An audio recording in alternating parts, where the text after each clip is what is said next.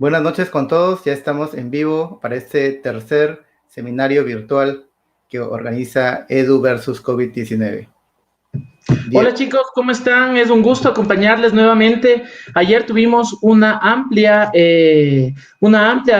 serie de personas que estuvieron siguiéndonos. Por favor, empiecen a compartir otra vez. Hoy hemos desarrollado y queremos agradecer al equipo técnico de la U, a Dani y Diana, porque nos estuvimos reuniendo durante la mañana con el equipo para ofrecerles de una mejor manera este tipo de transmisiones. Queremos comentarles también, por favor, que si es que en algún momento llega a fallar Facebook, nosotros vamos a estar haciendo seguimiento de los comentarios y les vamos a dar el enlace o pueden entrar también a través de YouTube. Así que levantemos la mano así como con Goku y vamos a cruzar los dedos que todo nos vaya súper bien. Bienvenido, Gerardo, dale.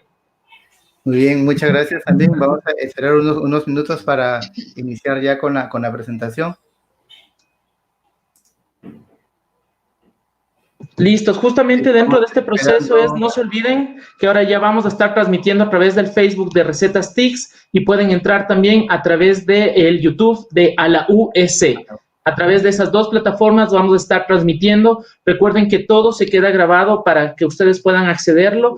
Por favor, el día de hoy en la mañana subimos también una magnífica ponencia de Stanley Flores. De seguro les va a ser súper útil. La tienen en el repositorio de Recetas TIC y también vamos a subir en el tema de la página donde estamos almacenando los correos para estarles informando.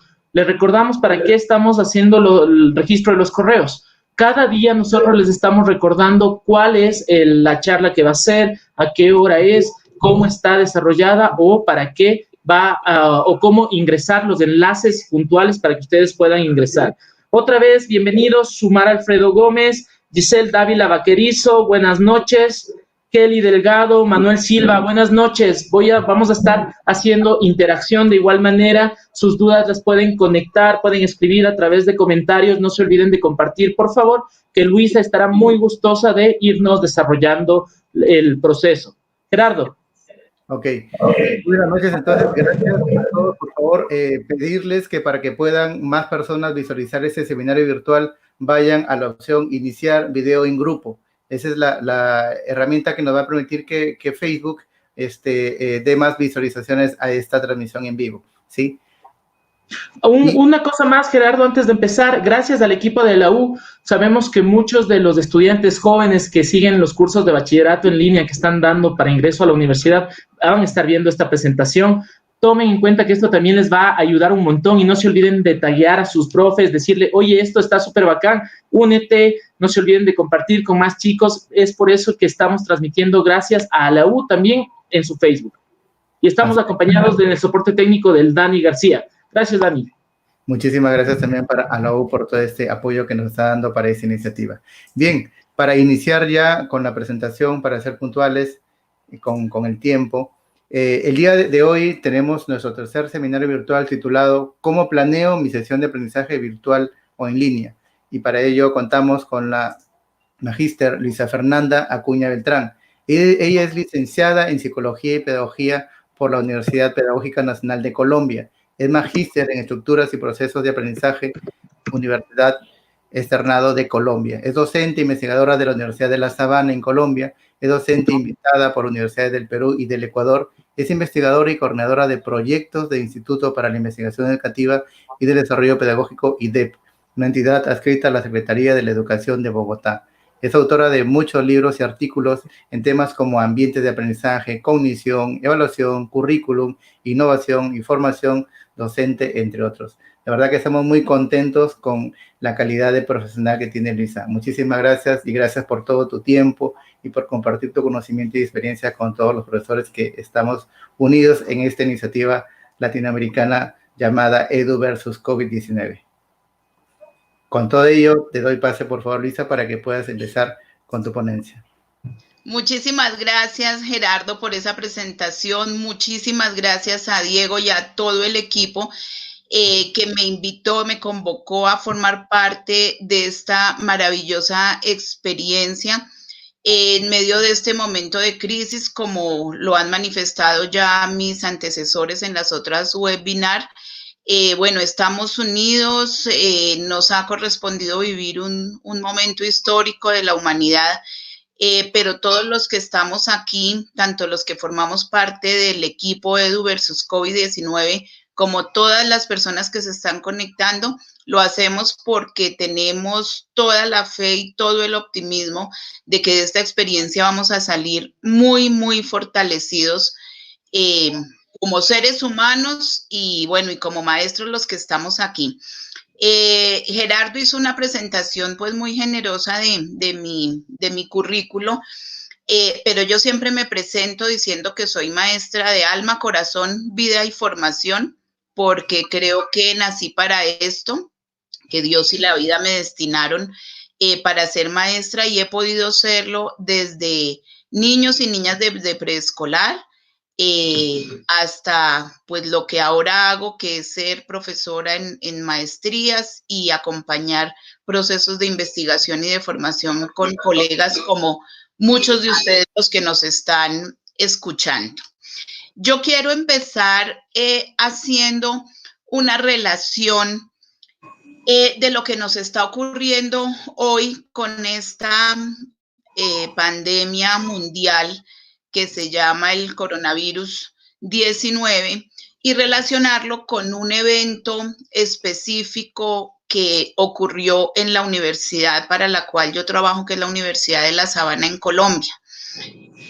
Claro, son situaciones muy diferentes, una mucho más contextualizada para un lugar geográfico específico, que es donde se ubica nuestra universidad, y la otra, pues que todos estamos viviendo, pero que tienen en común que fueron situaciones de crisis y situaciones que en algún momento nos dejaron o nos están dejando en incertidumbre, en caos, tal vez que nos mueven el piso, como decimos en Colombia, y nos genera pues toda esta situación emocional, anímica y cognitiva.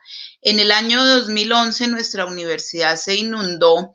La foto que les traigo aquí en la presentación es solamente una pequeña muestra, incluso cuando estaba empezando la inundación, porque llegaron a cubrirse todos los edificios de nuestra universidad por una época invernal terrible y unas pérdidas económicas, materiales muy significativas, pero esta inundación de nuestra universidad en este año llevó a que muchos profesores, que como yo en ese momento todavía éramos un poco resistentes a usar las tecnologías como una mediación y como un recurso para organizar nuestros procesos de enseñanza y aprendizaje, pues nos viéramos obligados y abocados a pensar y a pensarnos de otra manera diferente para relacionarnos con nuestros estudiantes.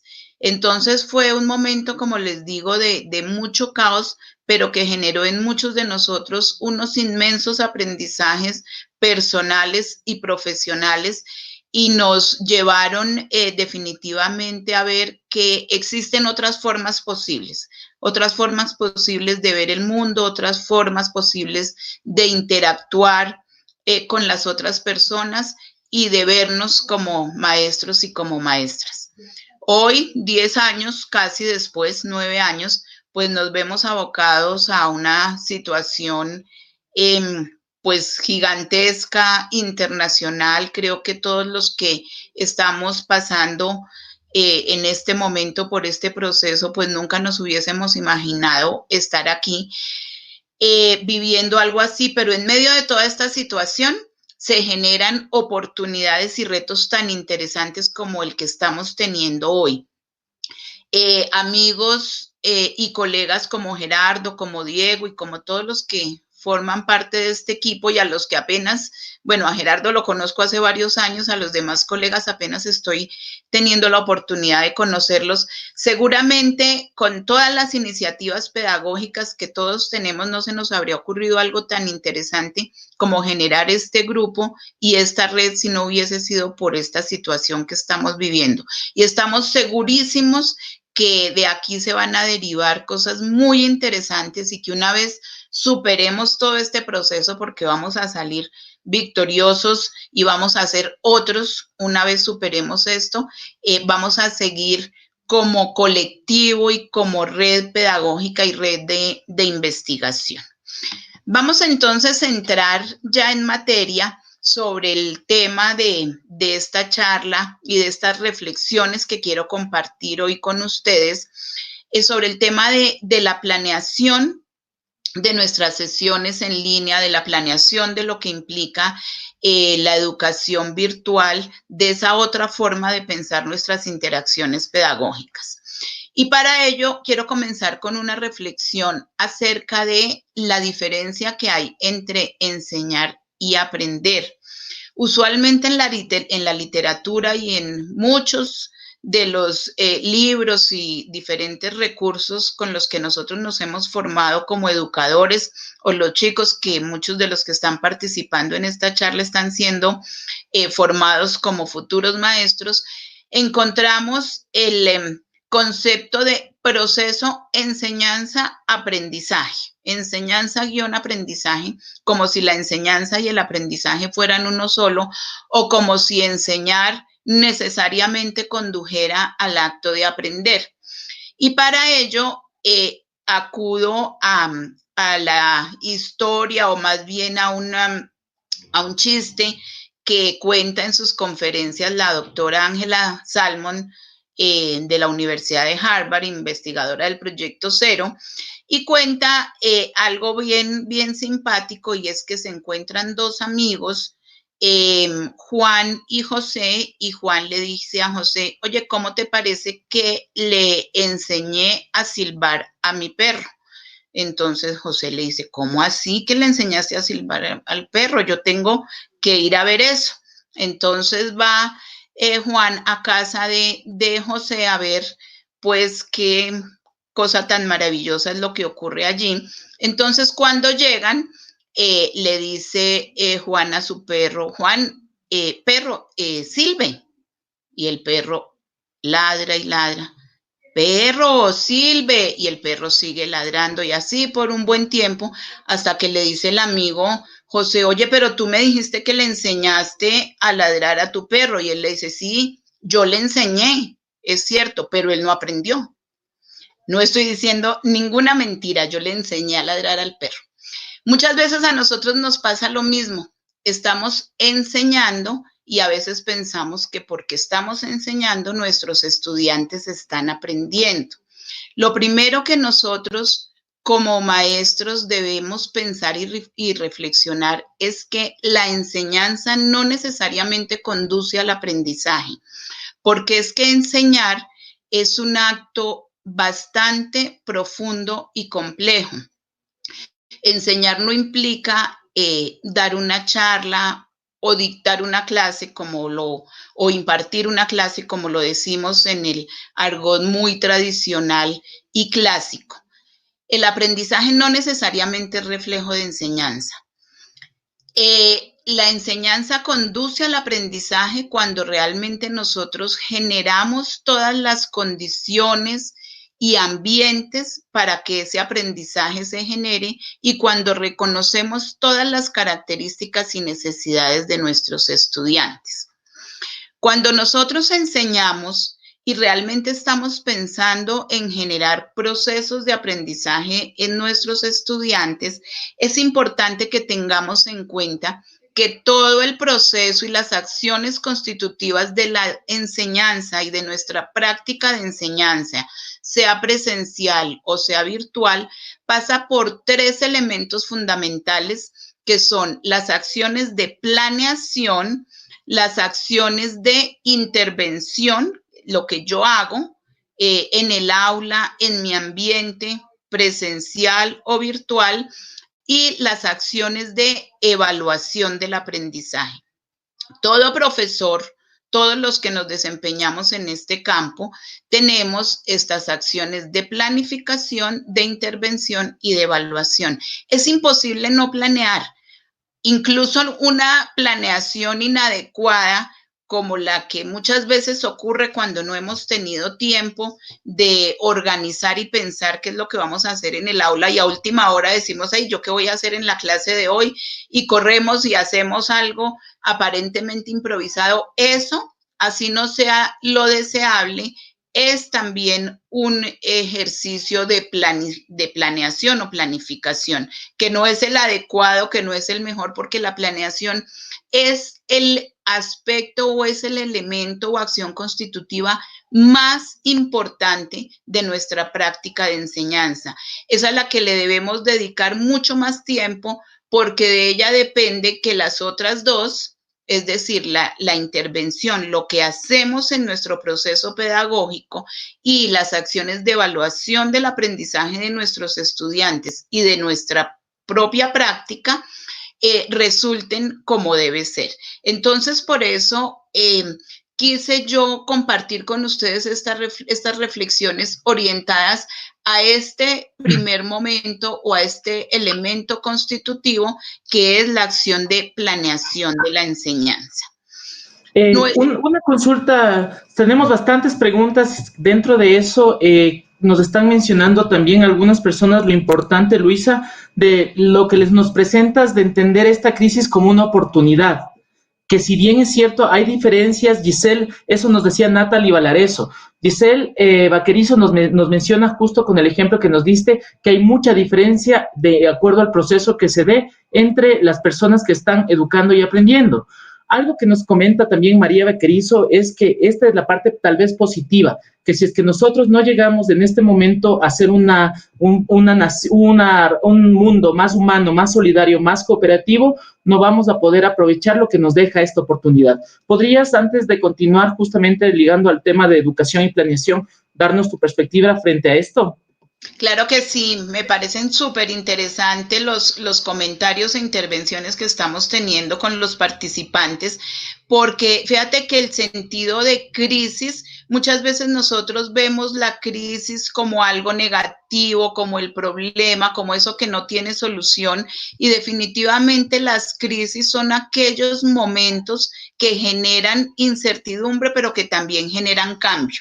Entonces, creo que nuestra educación también, independientemente de la pandemia y del coronavirus y de todas las situaciones que estamos viviendo y que por supuesto son bastante complejas, pero yo pienso que nuestra educación, y somos conscientes todos también, ha llegado a un momento de crisis, a un momento en que necesita definitivamente dar un cambio, dar un vuelco, repensarnos, resignificar nuestros roles como maestros y resignificar los roles de los estudiantes y pensar que definitivamente existen múltiples maneras de aprender y, por supuesto, múltiples formas de enseñanza, porque pienso que los maestros tenemos miedo y somos muy resistentes a los cambios. Entonces, yo creo que este es un momento de crisis orientada como revolución y como perspectiva de cambio.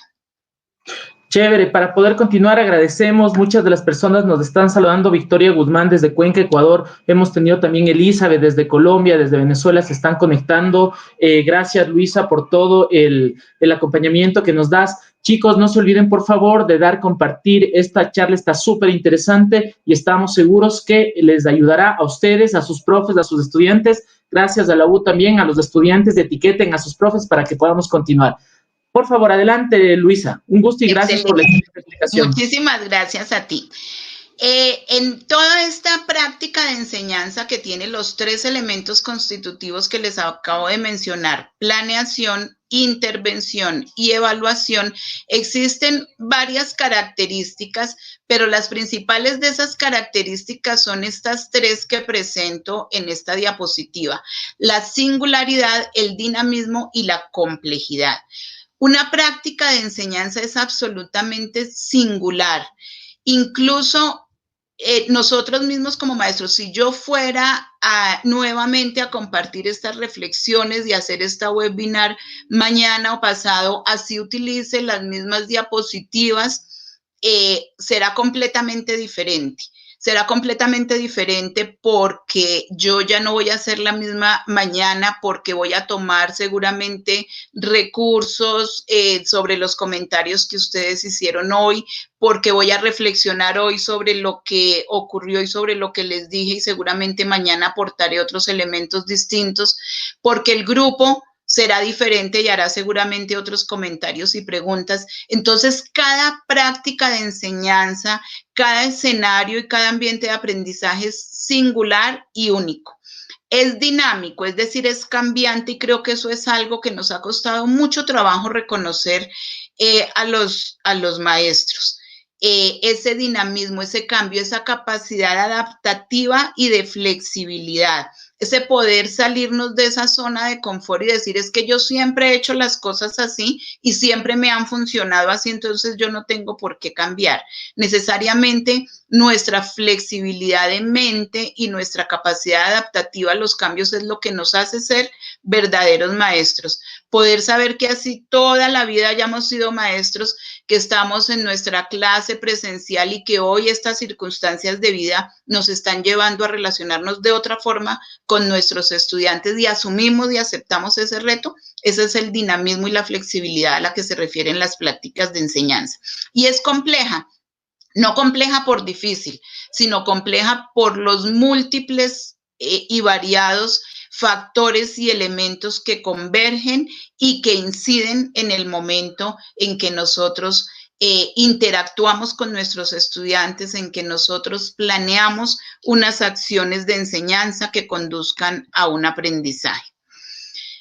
Pero es diferente la presencialidad a la virtualidad. Si bien los elementos que hasta el momento he desarrollado son convergentes para cualquier tipo de escenario, es muy importante, así como cuando nosotros somos maestros en un contexto o en una escuela o en una universidad rural, es muy diferente que de si somos maestros en una escuela o en una universidad urbana en pleno centro de una gran capital o ciudad, y todas nuestras prácticas, nuestros procesos y la manera como organizamos los procesos de enseñanza y aprendizaje tienen que adaptarse a ese contexto.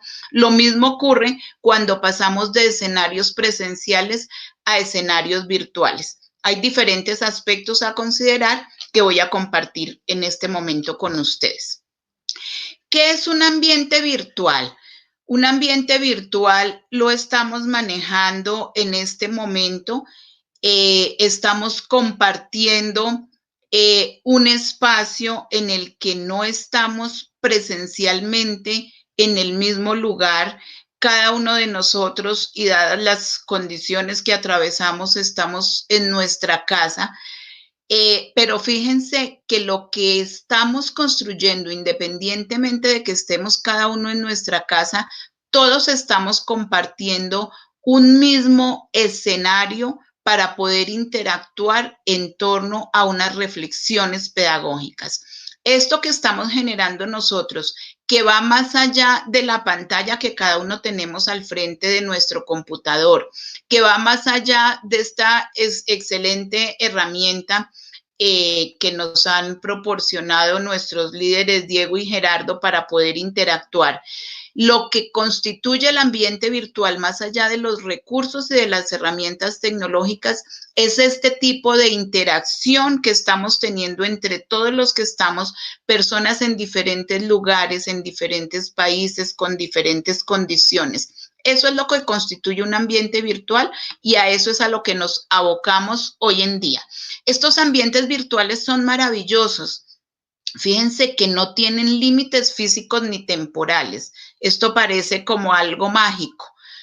Los que tenemos algunos añitos más de los chicos que hoy están participando, algunos de ustedes universitarios, pues hace bastantes años, cuando estábamos nosotros en el colegio, ni llegábamos a imaginarnos, o si nos lo imaginábamos, lo visualizábamos como algo pues más allá de la ficción, el poder tener este tipo de interacciones en tiempos reales, sin límites físicos ni temporales. El pensar que esto que yo les estoy compartiendo a ustedes hoy lo puedan ver más tarde o mañana y poder interactuar sobre esto mismo con otras personas, pues resulta un recurso maravilloso que marca una inmensa diferencia frente a la presencialidad.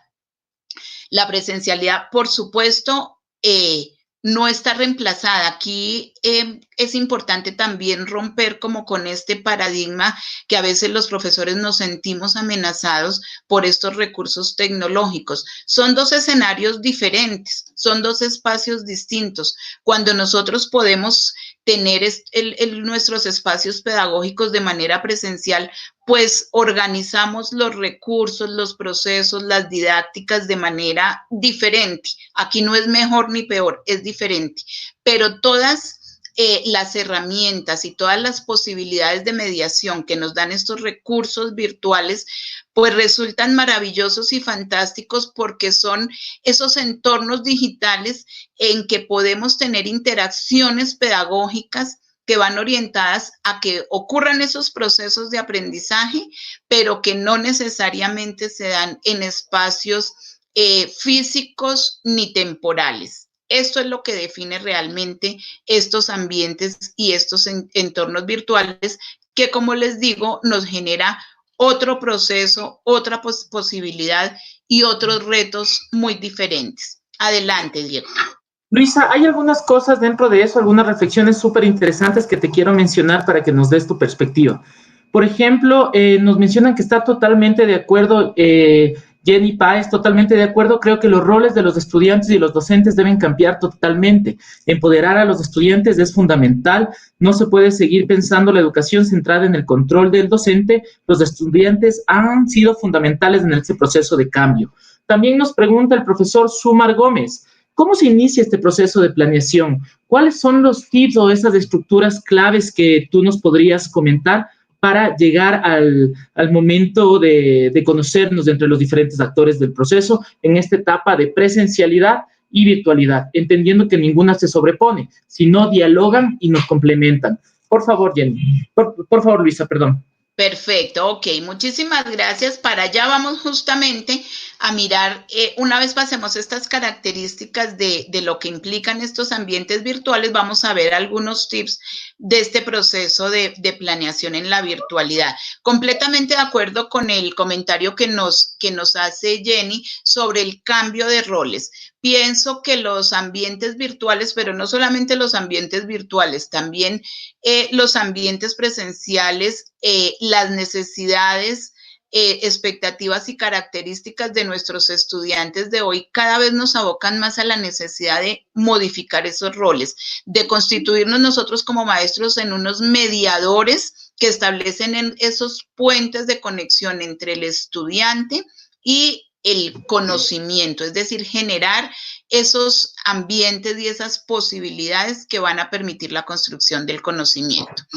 Los ambientes virtuales son entornos, entonces, en los que se relacionan, como ya decíamos, personas que están en diferentes ubicaciones, en diferentes lugares geográficos, pero que seguramente, y a lo mejor ahora vamos a ver, no necesariamente están en un momento sincrónico, en un espacio sincrónico como el que estamos en este momento.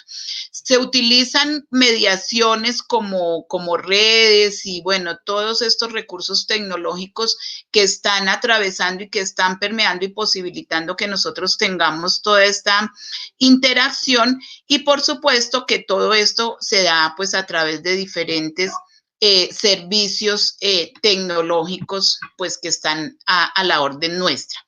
Es Jenny, importante. Una última cosa, Luisa, por favor, una última cosa. Chicos, nosotros habíamos conversado con varios de los ponentes y la meta es llegar a 200 cada una de estas charlas, y trataríamos justamente con todo el equipo de armar otra charla también durante la mañana. Entonces, por favor, el reto que les ponemos, aportando y aprovechando todo nuestra compañera Luisa Fernanda Acuña, es que ustedes nos ayuden compartiendo para llegar mínimo a los 200 viewers, para que nosotros tratemos desde la coordinación de invitar a mucha más gente que se quiere unir, como la Pauli Rodríguez de la Universidad San Francisco, tenemos algunos compañeros también desde Perú, otros desde Colombia. Entonces, el reto es llegar a los 200 viewers, por favor, para que nosotros podamos seguir trabajando para ustedes. Gracias, Luisa.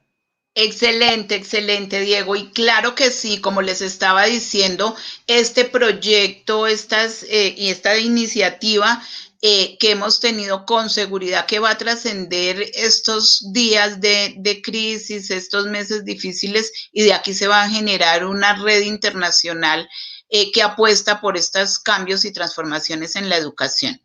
Tengamos en cuenta entonces que en estos ambientes virtuales hay una interacción entre un grupo de personas, una interacción social, una interacción pedagógica, en donde se están generando estos procesos de enseñanza y aprendizaje que están mediados por unas didácticas específicas que utilizan unos recursos, por supuesto, digitales y virtuales para generar o lograr estos objetivos de aprendizaje.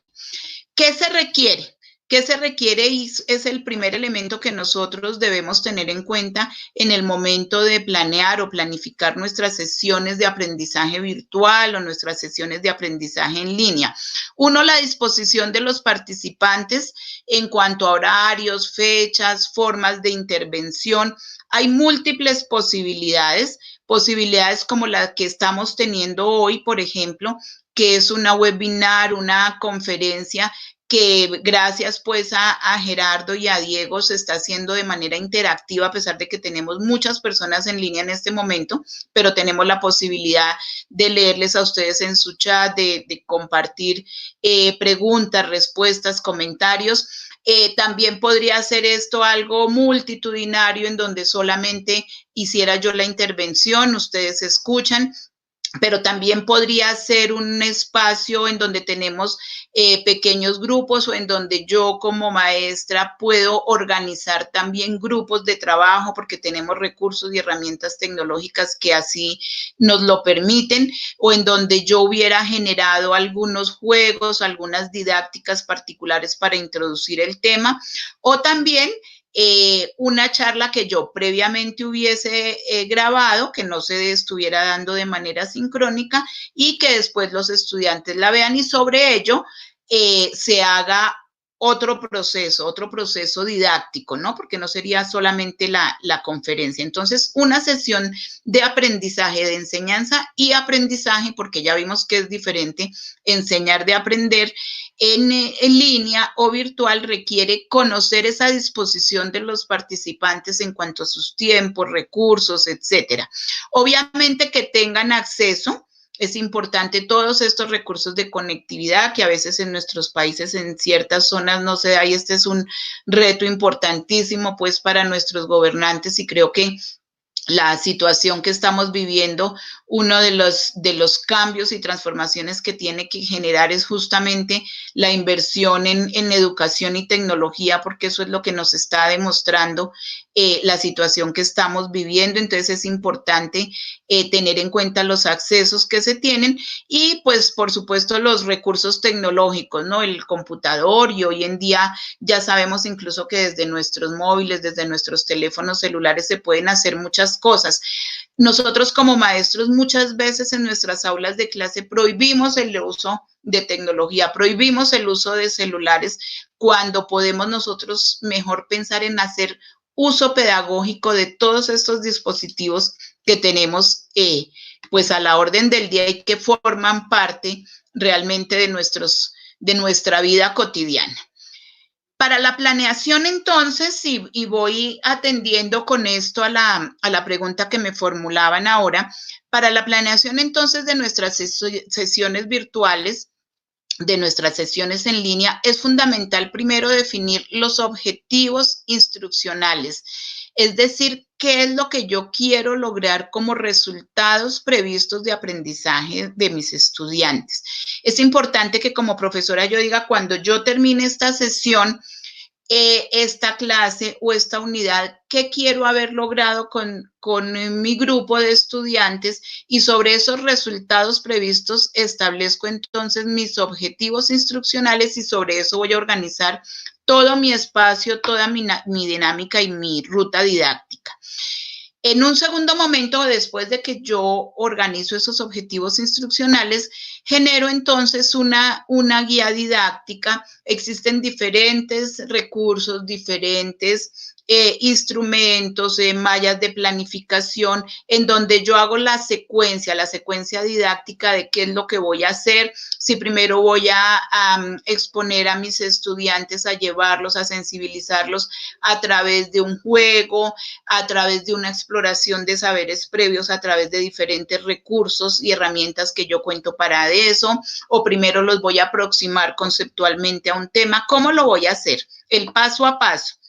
Y desde allí, por supuesto que voy entonces a seleccionar los recursos, las estrategias y las herramientas didácticas, utilizando toda la variedad que tenemos hoy en día, pues de recursos en línea. En las próximas conferencias, varios de mis compañeros van a compartir con ustedes, pues, todos estos bancos de posibilidades que tenemos hoy en día a través de la web para trabajar con nuestros estudiantes y mirar cuál es el alcance de lo que yo quiero trabajar en esta sesión o en esta unidad de aprendizaje en línea. Son como los 3 elementos que constituyen, si se quiere, una suerte de paso a paso para el proceso de planeación.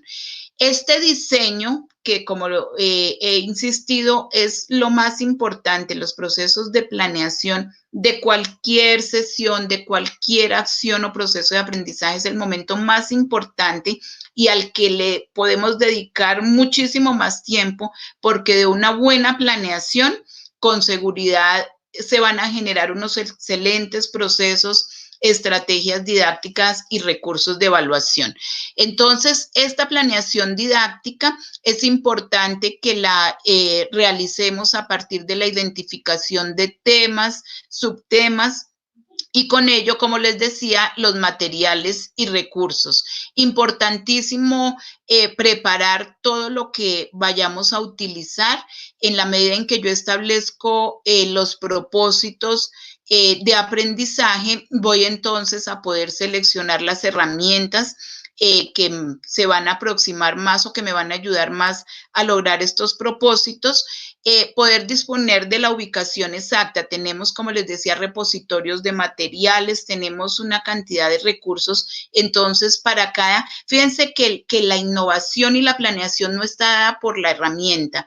Yo no empiezo a explorar, como decimos aquí, pues a la loca o desorganizadamente herramientas, aunque también es muy rico pues empezar a manipularlas, pero es mucho mejor y más funcional cuando yo tengo la intencionalidad pedagógica de lo que quiero desarrollar. Si quiero desarrollar con mis estudiantes, no sé, habilidades para el pensamiento crítico, procesos de análisis o de argumentación o de comparación, o quiero que les quede muy claro un contenido específico sobre historia, geografía, bueno, lo que quiera que sea, cuando yo tengo mi intencionalidad pedagógica muy clara, allí sí es mucho más funcional y viable sumergirme y hacer pues toda la inmersión y análisis de toda la gama de posibilidades tecnológicas que tengo para seleccionar aquellos recursos que realmente me sirven para el propósito pedagógico. Entonces, fíjense que aquí es fundamental esa formación y el criterio pedagógico que tenemos, que va más allá de las herramientas que utilicemos.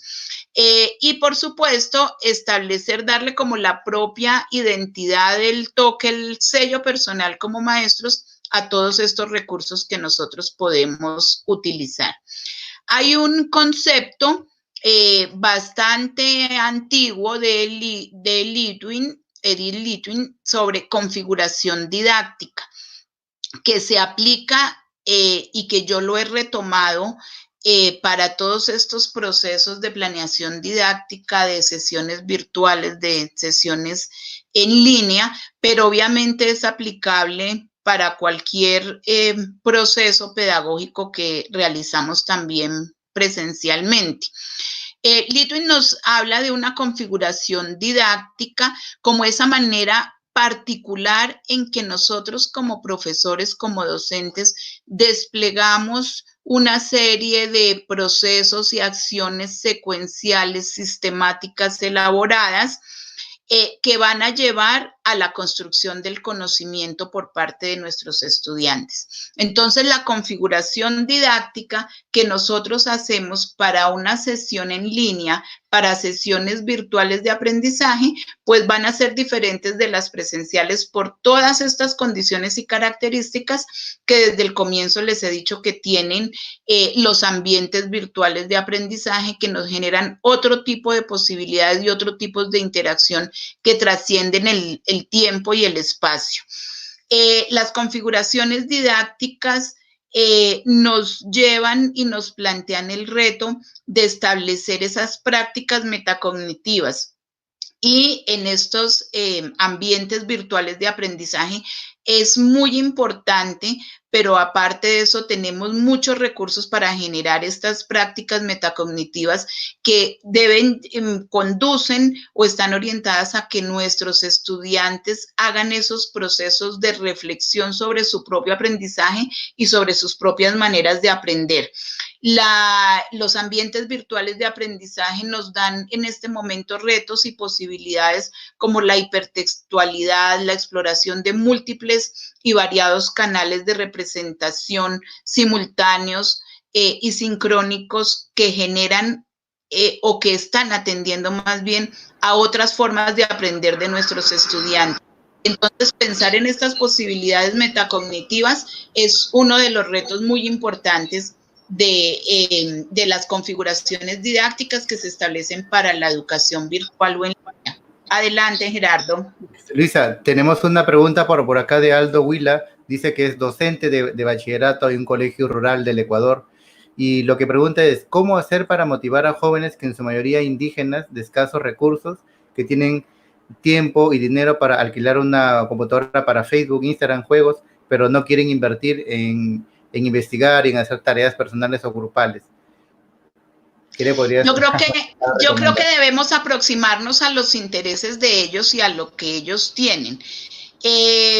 Es sabido por nosotros que muchos de nuestros estudiantes, niños y adolescentes utilizan muchos recursos pedagógicos y muchos recursos tecnológicos y dispositivos y se motivan hacia ellos y hacia las redes sociales porque viven allí pendientes, pero no con uso pedagógico.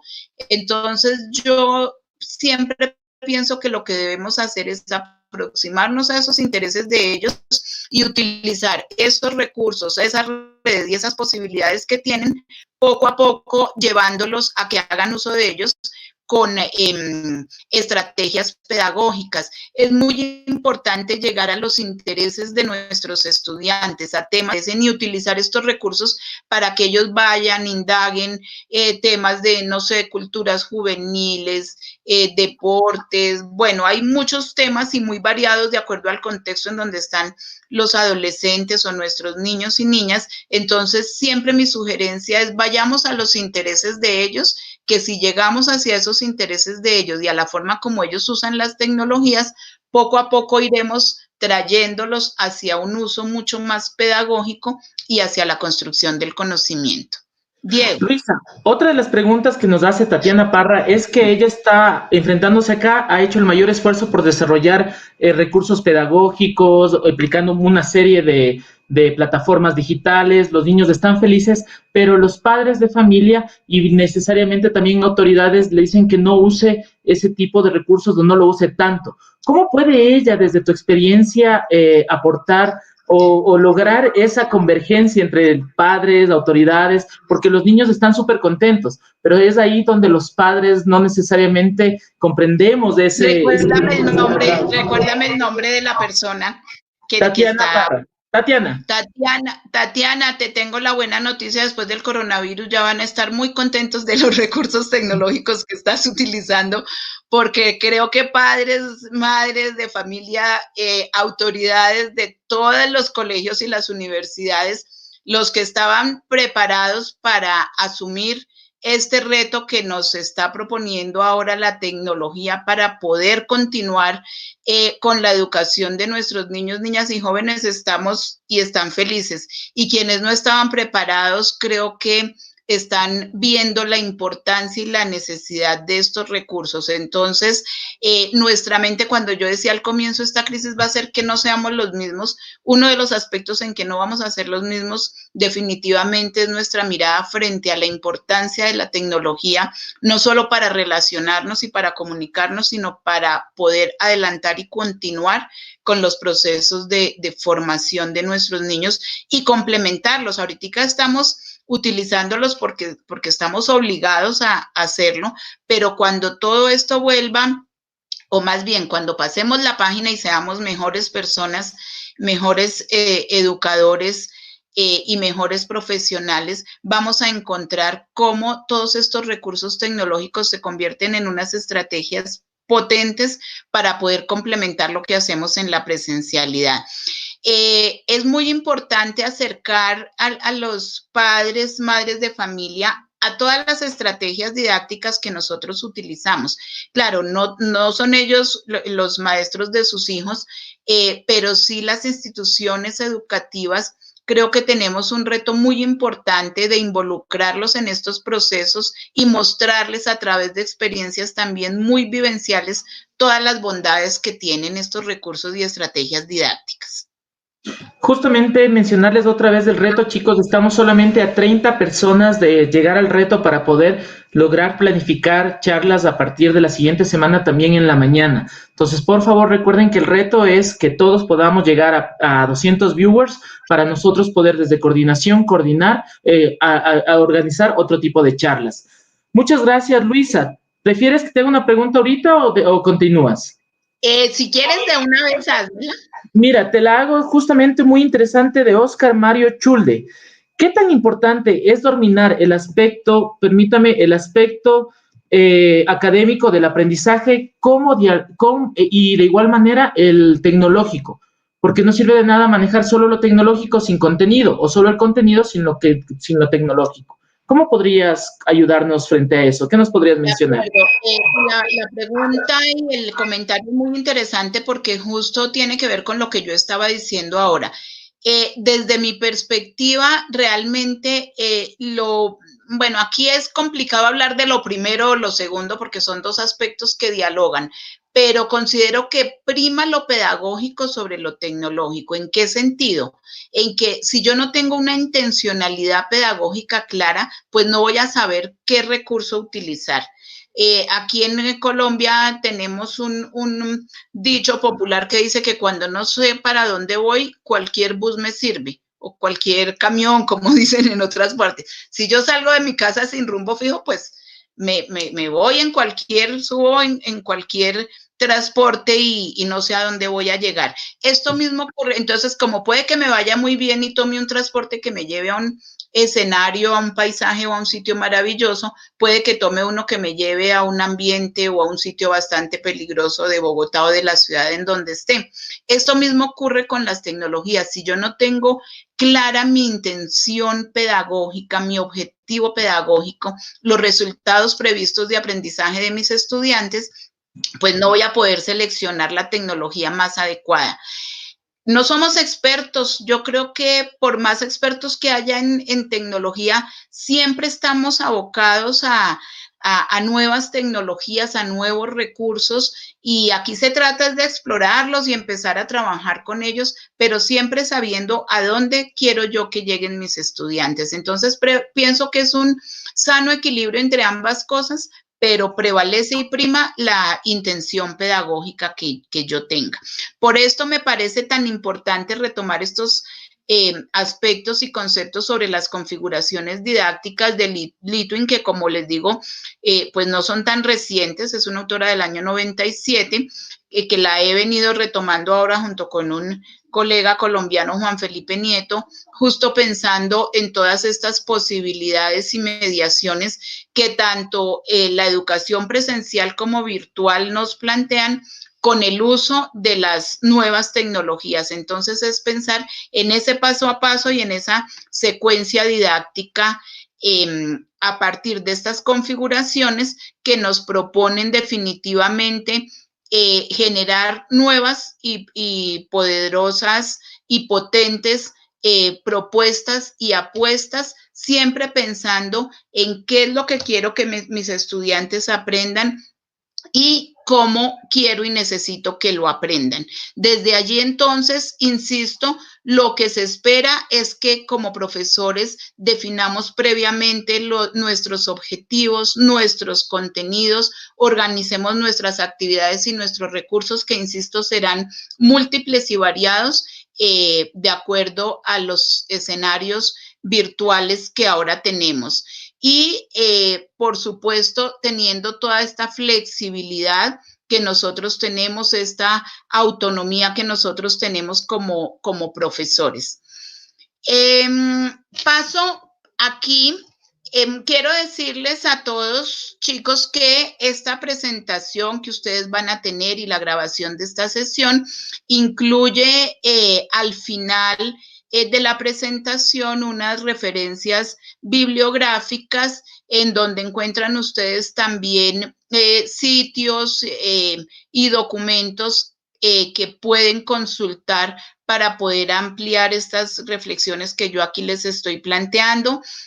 También en la última diapositiva están mis correos, mi correo institucional de la universidad y el personal, y será todo un placer pues seguir interactuando, intercambiando con ustedes todas estas posibilidades. Entonces, fíjense cómo estos escenarios virtuales pues nos plantean también la posibilidad de continuidad. Sabemos que con Gerardo, con Diego, Dani, bueno, todo el equipo que se ha conformado con esta excelente iniciativa, vamos a seguir generando pues todas estas posibilidades de interacción con ustedes. Entonces, pues no lo veamos como un único encuentro de unos minutos que ya casi se nos acaban, porque como ustedes ven, soy maestra apasionada y me emociono mucho con lo que hablo. Sino que vamos a poder seguir en interacción. Tengamos en cuenta, cuando nosotros vamos a seleccionar entonces esas estrategias didácticas y toda esa cantidad de herramientas que día por día surgen y tenemos como opciones y recursos tecnológicos, tener en cuenta el tipo de comunicación que vamos a tener con nuestros estudiantes. Si es una comunicación sincrónica en donde estamos compartiendo en un mismo momento, estamos en zonas geográficas diferentes, seguramente con horarios diferentes entre países, pero estamos en el mismo momento, lo que llamamos en tiempo real. Eso plantea un tipo de comunicación y unos recursos pedagógicos y didácticos específicos que si vamos a tener una comunicación asincrónica, es decir, que mis estudiantes verán esta conferencia antes o después del encuentro presencial, o definitivamente no nos vamos a ver en ningún momento sincrónico, sino que yo voy a organizar en un aula virtual, en cualquier tipo de escenario, una serie de actividades y recursos. Eso plantea otro tipo de decisión frente a los recursos que voy a utilizar, porque no van a estar mis estudiantes conmigo en tiempo real con la posibilidad de hacerme las preguntas y tener este tipo de interacción que estamos teniendo. Son entonces tipos de comunicación diferentes que pueden ser complementarios o que en determinado momento pueden darse el uno o el otro, y desde allí se generarán entonces o seleccionaremos los recursos. Es importante que nosotros tengamos registros para nuestras sesiones de clase en estos ambientes virtuales. Tenemos diferentes registros de progreso. Hay algo súper interesante que es esa posibilidad que tenemos, que estamos utilizando ahora, de grabar las sesiones. Esa grabación de sesiones, tanto para los estudiantes como para nosotros los profesores, son muy importantes. Para los estudiantes porque les permiten volver una y otra vez sobre lo que nosotros dijimos. Yo no sé si a ustedes les ha pasado cuando están en sus clases presenciales y están muy emocionados dando la clase, comentando, reflexionando, y los estudiantes les dicen: ay, profe, repítame lo que dijo. Y uno, ¿qué fue lo que dije? Yo ya no me acuerdo y ya no lo puedo organizar de la misma manera. Fíjense que estos recursos nos posibilitan que los estudiantes puedan volver una y otra vez sobre nuestro discurso, sobre lo que hablamos, sobre los recursos, pero a nosotros como maestros nos genera algo muy importante, y es poder volver a revisar y reflexionar nuestra práctica pedagógica.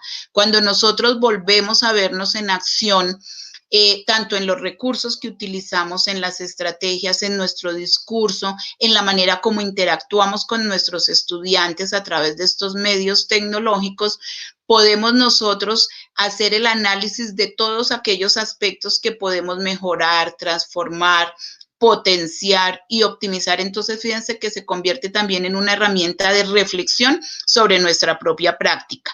Bueno, y tenemos agendas, calendarios, formularios en Google que permiten tener retroalimentación también en tiempo real, los diferentes instrumentos y registros para calificaciones, evaluación, etcétera. Hay muchas formas de evaluación, así como hay muchos recursos que podemos utilizar para el desarrollo de nuestra clase. También hay muchas estrategias de evaluación que se pueden dar a lo largo de la clase, evaluación en tiempo real, evaluación formativa, permanente y continua, como debe ser. Tenemos herramientas como quizzes, Kahoot, todos los formularios digitales, las rúbricas de evaluación, foros. Hay muchas posibilidades que nos posibilitan y que nos rompen ese paradigma, porque también uno de los temores frente a la educación virtual o a los ambientes virtuales, educación en línea, y cómo los evalúo, porque tenemos todavía en nuestra mente esos paradigmas y esos temores, entonces, que la evaluación tiene que ser algo secreto, algo que no es transparente, y qué hacemos si es que allá los estudiantes están copiando. Bueno, una serie de imaginarios y creencias que tenemos cuando la evaluación lo que constituye es un aspecto inherente e intrínseco a la propia práctica pedagógica, y que en estos escenarios virtuales sí que se hace realidad. Hay muchos beneficios de un aula virtual. Aquí en esta infografía que ustedes podrán ver posteriormente, mucho más detallada, pues tenemos todos los procesos de competitividad, el generar cultura en el uso de TIC, el aprendizaje colaborativo. No hay mejor forma sino los ambientes virtuales para generar espacios realmente colaborativos de trabajo, y existen múltiples estrategias para hacerlo. La posibilidad de la actualización permanente a través de la hipertextualidad, como les decía, la evaluación, el desarrollo de competencias de búsqueda de información, de competencias investigativas. Hay muchos beneficios realmente de este tipo de ambientes virtuales, de escenarios y de mediaciones que rompen, como les digo, con el tiempo y con el espacio. Las tecnologías en la educación definitivamente nos llevan a cambiar paradigmas, en pensar en otras formas de enseñar y otras formas también de aprender. Con esto pues concluyo la charla. De pronto quedan unos poquitos minutos para otros comentarios, otras interacciones. Como les digo, al final de las diapositivas cuentan con unos recursos bibliográficos en donde pueden profundizar, y aquí pues con mis correos para que podamos seguir también en comunicación. Gerardo, le agradeces mucho a Luisa. Estás con mute, Gerardo. Hola Luisa, muchísimas gracias por toda la información que nos has compartido. Tenemos muchos comentarios acá que responder. Vamos a ir en orden para ir dando respuesta. Por ejemplo, acá... Llegamos a estar 195 personas, chicos, falta poco. 195 personas llegamos a estar conectadas en vivo. Traten de compartirlo ahora para poder llegar a la meta de 200 y poder gestionar y organizar junto a todo el equipo más charlas durante la mañana de estos días para que podamos aprovechar el tiempo. Adelante, Gerardo. Excelente. Ok. Tenemos por aquí la pregunta de Gisela. Dice, ¿los diferentes métodos que se aplican a los estudiantes se puede también mandar a hacer una infografía del tema dado? Bueno, infografías sí se pueden hacer. No sé si tienes que... Claro que sí. Cada vez sabemos más que todas estas estrategias, organizadores gráficos y recursos visuales son muy potentes, no solamente para nosotros elaborarlos y presentarlos a los estudiantes, sino también como una estrategia a través de la cual nuestros estudiantes hacen análisis, síntesis de información y pueden organizar justamente a través de esos procesos metacognitivos todo una cantidad de información que han estado aprendiendo o construyendo. Entonces, llevarlos a ellos a que elaboren infografías o cualquier otro organizador o recurso gráfico visual es muy, muy poderoso para generar procesos de aprendizaje. Ok, y una de las situaciones que ha generado también bastante controversia entre los países es qué va a pasar con los niños con habilidades diferentes. Y acá hay una pregunta de María Lema, dice, ¿cómo trabajar a la par con estudiantes que tienen necesidades educativas especiales?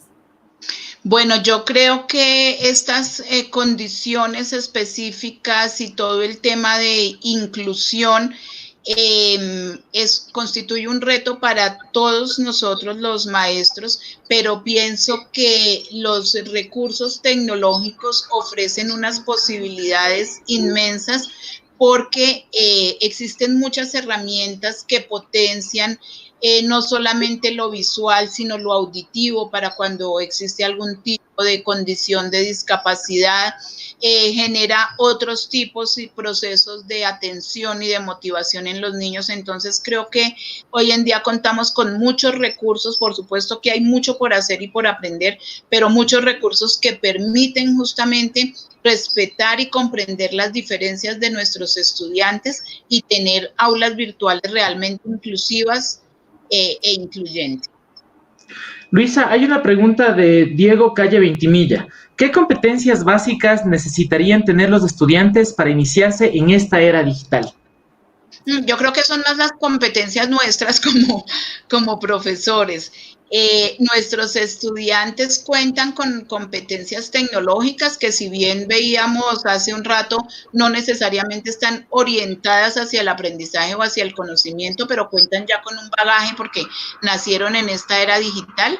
Entonces, aquí lo más importante es desarrollar en ellos esa competencia sobre búsqueda y organización de información y todo lo que implican las habilidades y desarrollo de pensamiento, sobre todo de pensamiento crítico, ¿no? Análisis, solución de problemas y metacognición, creo yo que serían como las más importantes. Pero cuentan ellos con la motivación y con el manejo tecnológico de base que van a posibilitar muchos procesos.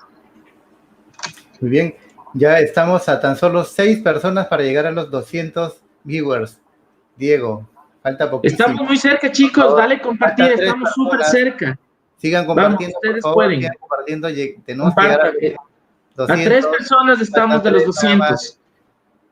Vamos a continuar con eso. Sí. Algunas personas nos han mencionado, Luisa, vamos con toda la fuerza, estamos súper cerca de la meta para poder organizar más charlas, chicos, para ustedes, para los profes, inviten a más gente que les pueda ser útil esto. Recuerden que todo queda grabado en el Facebook de Recetas TIC, al igual que en el YouTube de ALAU.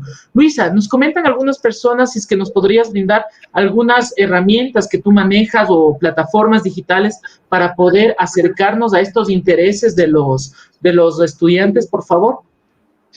Bueno, yo dejaría eso para una próxima charla que sé que van a dar otros colegas.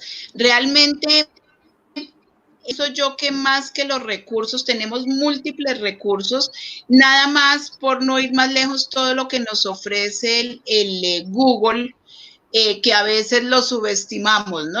Todas las herramientas Google, y pienso que para los profesores que están comenzando y aproximándose con estos recursos y estas estrategias tecnológicas constituye una muy buena aproximación. El Classroom de Google nos ofrece cualquier cantidad de estrategias y posibilidades que yo creo que tenemos que empezar por explorarlas y por trabajarlas, las posibilidades que tenemos colaborativas a través del Drive, nada más, sin ir más lejos, para que se pueda hacer construcción de documentos de manera colaborativa.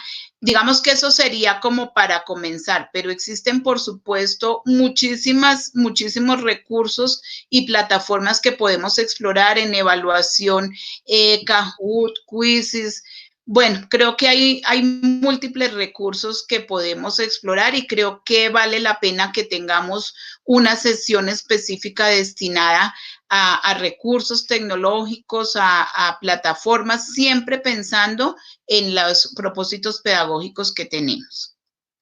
Oye, Luisa, Carlos Alberto nos comenta, ¿cómo motivar al docente?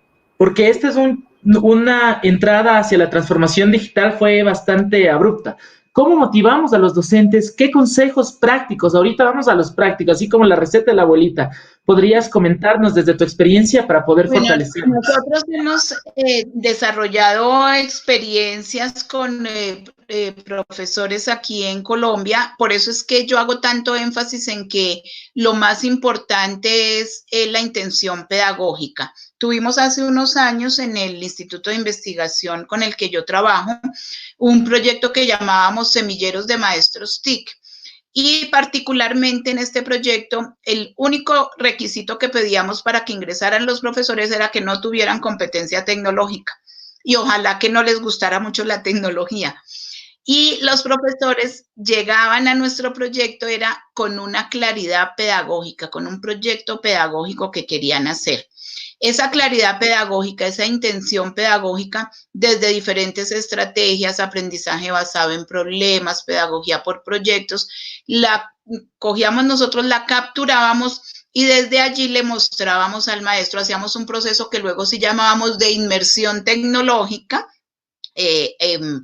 parafraseando un poco cuando uno dice que va a hacer un proceso de inmersión en un segundo idioma, por ejemplo, entonces los llenábamos, pues los llevábamos de lleno a sumergirse en herramientas y ellos empezaban de allí a seleccionar aquellas que fueran a ser útiles para sus apuestas pedagógicas y desde allí veían la manera como podían optimizar todos sus procesos, sus recursos y sobre todo cautivar y seducir a sus estudiantes hacia sus proyectos. Entonces creo que la ruta, más que sentarnos a enseñarles la herramienta por la herramienta, es partir del saber pedagógico de los maestros y desde allí mostrarles cómo estas herramientas optimizan sus procesos pedagógicos. 198, chicos, estamos súper cerca. ¿Qué más nos dicen? Gerardo, ¿quieres leer algunas preguntas tú? Sí, lo que quería también comentarles es que sé que en la página web de la iniciativa hemos abierto un espacio para que haya un blog. Entonces, conforme vayamos analizando y revisando las ponencias, vamos a ir elaborando algunos artículos para irles enviando vía correo electrónico a todas las personas que se han inscrito, ¿sí? Los blogs, ahora que los mencionas, Gerardo, ahora que nos están preguntando de recursos tan básicos como los blogs, a través de estrategias también tan amigables como Edmodo y como muchos otros, se constituyen en unos aliados muy importantes para nosotros como maestros para poder organizar todos nuestros recursos de enseñanza y aprendizaje con nuestros estudiantes, que ellos puedan encontrar los videos, las lecturas, bueno, todas las posibilidades también de interacción, los juegos, para poder facilitar y llevarlos a la consecución de esos resultados previstos de aprendizaje. Súper interesante. Luisa, tú desde dentro de tu experiencia, algo que siempre nos ha motivado acá en Ecuador, principalmente también veo que en Perú y en Colombia, es cómo motivar a los chicos a que investiguen, o empleando tecnologías u otras cosas. Dentro de tu experiencia en diferentes centros de investigación, ¿podrías darnos algunos tips para poder vincular a los chicos, motivarlos a adentrarse en el mundo de la investigación, no solo en la universidad, sino también en instituciones de educación media? Claro que sí. Existen diferentes estrategias pedagógicas como el aprendizaje basado en problemas o la pedagogía por proyectos o proyectos de aula que parten casi todos de intereses de los estudiantes de aprendizaje significativo y es muy importante seleccionar temas que realmente sean afines y compatibles a los estudiantes. Temas relacionados con problemáticas que ellos estén viviendo o experimentando, o con actividades que les interesan, deportivas, artísticas, etcétera. Es decir, convertir esos temas como en un tema pretexto para a partir de allí generar o plantear problemas y llevarlos a ellos a esas estrategias de búsqueda e indagación que los van conduciendo poco a poco a posibilidades investigativas. Y para ello, pues, las tecnologías resultan poderosas, ¿no? No solamente a veces cuando hablamos de TIC estamos pensando solamente en búsquedas en Internet, que también, pues, por supuesto, la búsqueda de información y de buena y válida información es muy importante, sino el uso de recursos, de videos que hacen nuestros estudiantes cuando están haciendo, por ejemplo, entrevistas para desarrollar un proceso de investigación, todas las mediaciones posibles y el sentido amplio que nos proporcionan las tecnologías se convierten en un excelente recurso para poder generar esas habilidades y procesos investigativos en nuestros estudiantes. Tal vez has tenido alguna experiencia de este tipo de estrategias con para inclusión, para trabajar con personas tal vez no videntes, con personas de inclusión. ¿Podrías comentarnos algo dentro de tu experiencia, por favor? Claro que sí. Experiencia mía directa, desafortunadamente no tengo, pero sí he podido acompañar profesores, como les decía, trabajo también en un instituto de investigación que funciona aquí en Bogotá, es un instituto estatal y nosotros acompañamos a los profesores. Cuando hablo de acompañamiento, hablo de un proceso de cualificar conceptual y metodológicamente experiencias que ellos vienen haciendo. Y dentro de estas experiencias ha habido varias, pero en este momento recuerdo la de un grupo de profesoras que trabaja en un colegio distrital que se llama el Colegio Manuela Beltrán aquí en Bogotá, que tienen procesos de inclusión con personas en condición de discapacidad auditiva. Y con ellos desarrollan unos proyectos pedagógicos que involucran semilleros de investigación y unos procesos muy interesantes que potencian realmente y desarrollan el pensamiento y las habilidades de pensamiento de poblaciones en esta condición de discapacidad.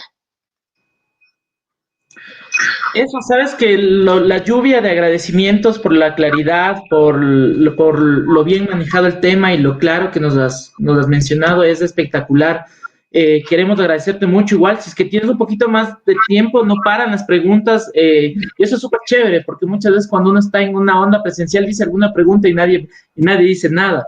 Acá qué bueno ver que nos están llevando las preguntas, qué rico. Lo que tú estás diciendo, Diego, es súper importante y es otro de los elementos tan valiosos de estos ambientes virtuales, porque como tú dices, muchas veces los estudiantes o las personas en un auditorio se cohíben de hacer alguna pregunta, algún comentario, porque todavía pues tenemos como ciertos temores a interactuar en público. Fíjense cómo se rompen todas esas barreras y temores en este tipo de escenarios en donde con toda la libertad interactuamos.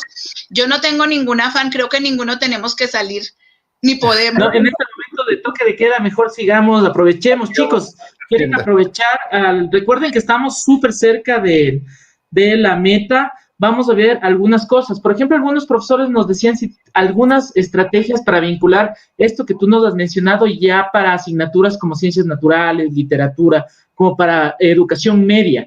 ¿Podrías comentarnos tal vez?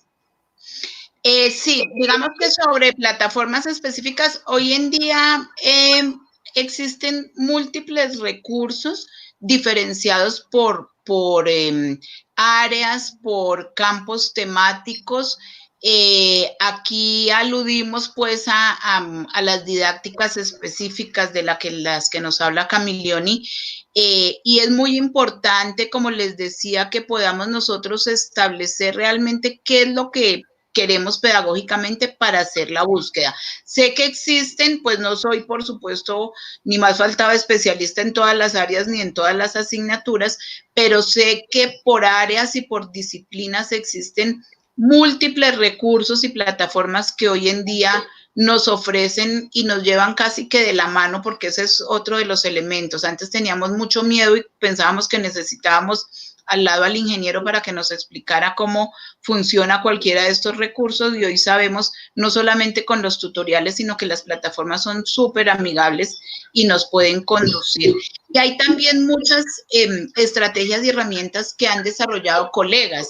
Entonces, de allí también la importancia de aprovechar en consolidarnos en redes pedagógicas con profesores que tengan nuestra misma área de formación o nuestra misma área de desempeño, porque encontramos también que hay muchos recursos que o bien son utilizados o han sido desarrollados por colegas. Entonces, yo pienso que la principal herramienta y recurso es la conformación de estas redes pedagógicas que nos posibilitan intercambiar estrategias didácticas entre colegas que nos desempeñamos en una misma área. Luisa, una de las preguntas que casi siempre se hacen los profesores o que se han estado orientando en ese momento han sido con respecto al uso de las plataformas o tecnologías, pero tú lo has ido explicando claramente de que si bien es cierto, estas herramientas son medios que ayudan a que lo que uno quiere planear pues se realice, ¿no? Pero hay procesos y planeación que tiene que hacerse por anticipado y tiene que estar bien planificado para que esto funcione.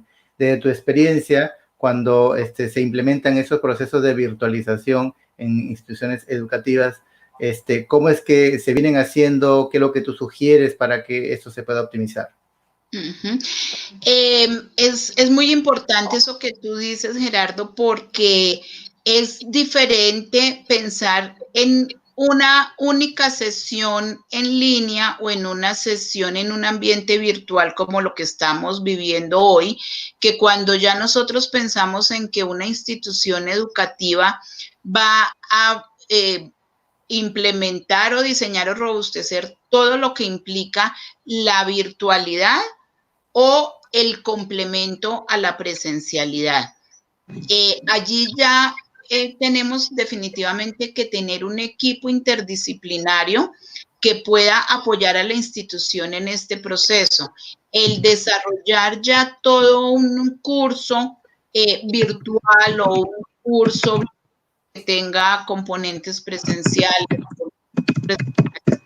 virtuales, pues ya amerita un tipo de preparación diferente, amerita unos roles de personas que sean diseñadores pedagógicos, digamos, que nos ayuden con todo el diseño instruccional, que nos ayuden a cambiar un poquito el chip de cómo manejo yo una sesión presencial o un curso presencial, y esto qué implica ya cuando lo voy a pasar a la virtualidad.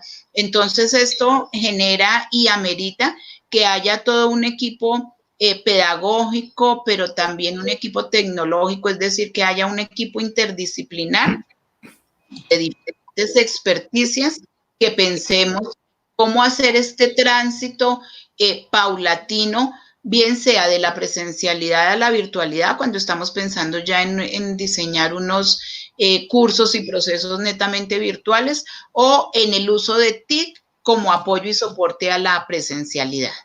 Claro. Muy bien, muchas gracias, Lisa. Nos preguntan también, por favor, si nos podrías comentar algún ejemplo de cómo poner en diálogo eso sincrónico, asincrónico. ¿Cómo lograste sobrellevar eso? Porque muchas veces se tiende a escuchar desde la teoría que es facilito, pero llevarlo a la práctica es muchas veces donde los profesores, los estudiantes tenemos que juntar voluntades para llevar a cabo esto. Sí, claro, esto no es tan fácil. Cuando hablamos de estas formas de comunicación, realmente no resulta tan fácil, ¿no? Cuando los procesos o los escenarios pedagógicos son sincrónicos, como lo que está ocurriendo ahora, pues tenemos, digamos que ciertas facilidades, entre comillas, en el sentido en que podemos en tiempo real estar escuchando los comentarios, las reflexiones, las dudas de nuestros estudiantes para poder satisfacer en tiempo real o irnos a una indagación mutua, que eso también ocurre y es algo maravilloso y con lo que los que uno de nuestros estudiantes en un espacio de estos nos haga una pregunta y nosotros no sepamos cómo resolverlas, pues listo, vámonos todos y utilicemos el recurso que tenemos al frente y hagamos búsquedas y complementémonos y hagamos un trabajo colaborativo. Eso es una posibilidad, pero cuando yo estoy pensando, por ejemplo, en una posibilidad de aula invertida, o en una posibilidad de comunicación no sincrónica, en donde estoy montando unos recursos en el aula virtual, estoy anticipándome a las necesidades que vayan a tener mis estudiantes, a las posibles preguntas que ellos vayan a tener, y sobre eso organizando todos mis recursos y materiales didácticos para lo que pueda ocurrir. Claro, existen posibilidades muy interesantes como los foros, que nos generan múltiples plataformas desde Moodle y muchas otras, en donde tenemos de manera no sincrónica también la opción de que los estudiantes hagan preguntas y nosotros respuestas, o respuestas entre los estudiantes. Pero fíjense que son escenarios muy distintos. El uno en donde en tiempo real interactuamos con el estudiante, solucionamos dudas, hacemos este ejercicio de interacción, y el otro en donde nos estamos de alguna manera anticipando a esos procesos de aprendizaje que se puedan generar en nuestros estudiantes. No es fácil, nadie ha dicho que sea fácil, pero es que quienes estamos metidos en educación sabemos que esto no fue fácil y que aquí estamos y debemos, y nos lo gozamos y asumimos día a día un reto y unas nuevas posibilidades, pero se trata justamente de dar esos saltos y de romper los paradigmas de los que hablaba yo ahora en la charla. Sabes que justo yo estaba pensando, Sailor Córdoba nos menciona, hay lugares donde los estudiantes no tienen celulares inteligentes y mucho menos internet. ¿Cómo poder vincular estas estrategias con lo mucho o poco que se tiene? ¿Cómo podemos llevar a la práctica y recordar que tecnología no es solo internet ni dispositivos? Hay muchas prácticas muy interesantes desde instituciones de educación intercultural que no necesariamente requieren de tecnología.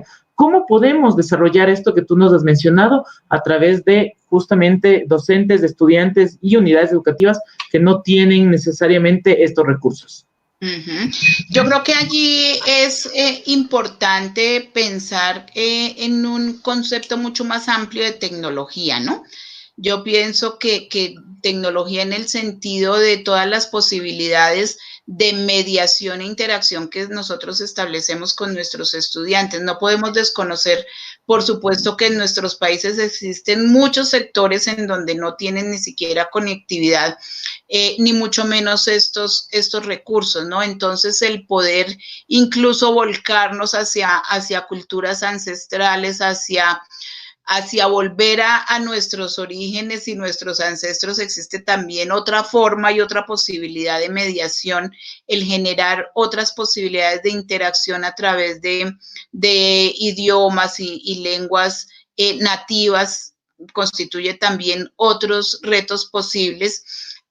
Pero si tenemos la posibilidad de aproximar con los pocos o muchos recursos que se tengan a estos estudiantes y ponerlos, por ejemplo, en interacción por algunos momentos con otros estudiantes, con otras personas, con otras culturas en otros países, a través de recursos como el que estamos utilizando ahora, pues sería maravilloso. Creo que es mirar lo poco o lo mucho que tengamos y optimizarlo, pensar que la tecnología no es solamente un dispositivo, sino que hay muchas otras posibilidades, pero también hacer un llamado a nuestros gobernantes en nuestros países a que realmente el sentido de equidad y de inclusión pasa también porque todos podamos tener acceso a estas posibilidades pues que nos abren el mundo, ¿no?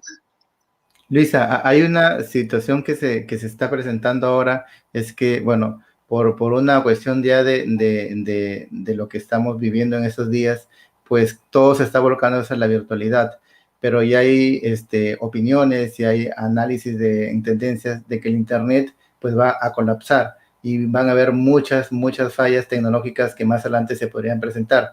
Entonces eso nos conlleva a que, frente a lo que tú estás mencionando, a que el profesor vaya ideando y creando situaciones innovadoras donde haya una combinación entre la tecnología y actividades vivenciales o actividades donde no implique este tipo de recursos, porque si dependemos solamente de la tecnología, como por ejemplo, si yo ya tengo preparadas todas mis clases para que sean por videoconferencia y de pronto ya no hay herramienta de videoconferencia, no hago clase, entonces tengo que tener un plan B. Yo creo que el profesor aquí o todos los que están conectados son muy creativos en esto, ¿no? Yo creo que hay mucho que hacer acá, pero lo más importante es tener un plan B para ese tipo de cosas, ¿no? No sé si en la problemática que presentabas al inicio de tu exposición con respecto a la Universidad de La Sabana, ellos no pensaban que eso iba a pasar y tuvieron que combinar cosas, ¿no?